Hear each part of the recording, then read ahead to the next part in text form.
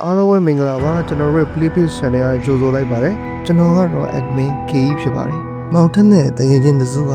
ထိုင်ရင်တောင်းနေဝမ်းကြနေကြပါတယ်ဟိုပြောဒီပြောနေရွာဆောင်ကတရေကြောက်တယ်ဆိုတဲ့အင်ကြီးကြောင့်ကိုရောက်သွားပါတယ်မောင်ထက်ကလည်းတရေတစ်စီဆိုယုံကြည်တဲ့ပြမဟုတ်တော့ကြောင့်တကယ်ချင်းနေနဲ့ငင်းခုန်ရင်လောင်ဆောင်တစ်ခုတော့ဖြစ်သွားပါတယ်မောင်ထက်ကပြား12နိုင်အတီးမှာအင်ကြီးကိုတယောက်တည်းတောင်းမယ်ဆိုတာပါည7နာရီလောက်မှာမောင်ထက်ကရွာပြင်ကလမ်းမကြီးက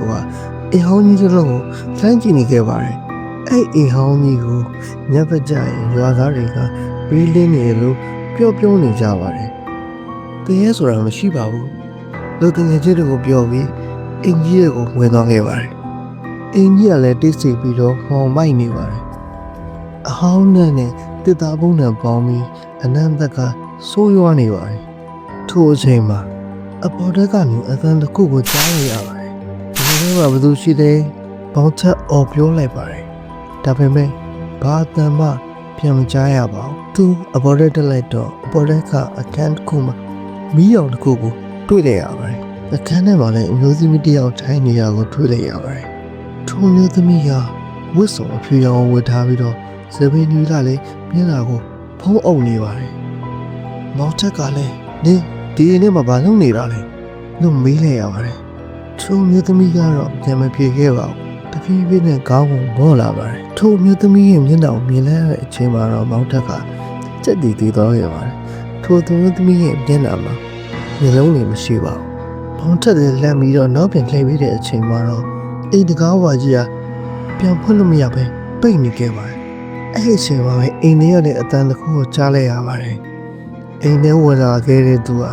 ပြန်ထွက်လို့မရဘူးမောင်ထက်ပြန်လှည့်ကြည့်လိုက်တဲ့အချိန်မှာထိုမျိုးသမီးက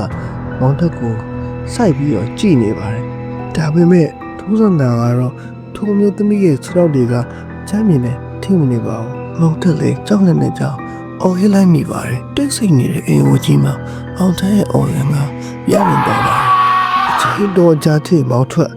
မလာတဲ့အခါမှာတော့တငယ်ချင်းတွေကရွာထဲကလူကြီးကိုခေါ်ပြီးတော့ထိုးကြီးတွေကိုဝင်ကြည့်ကြပါတော့တယ်လဲကျနေတဲ့မောင်ထက်ကိုတွေ့လိုက်ရပါတယ်မောင်ထက်ကတတိမိတ်မျောနေပါတယ်အဲ့နေ့ကစားပြီးတော့ညာတိုင်းမင်းရောက်နေလင်းတက်နေတယ်ဆိုတော့အိမ်အိုကြီးကတော့တကိုယ်ရဲ့အထီးကျန်စွာရှိနေပါတော့တယ်ဒီလိုမျိုးကြောက်စရာကောင်းတဲ့ဇလန်းတွေကိုနားထောင်ကြနေဆိုရင်တော့ကျွန်တော်တို့ရဲ့ Playpage Channel တွေကို Like and Follow လုပ်ခဲ့ပါဦးခင်ဗျာ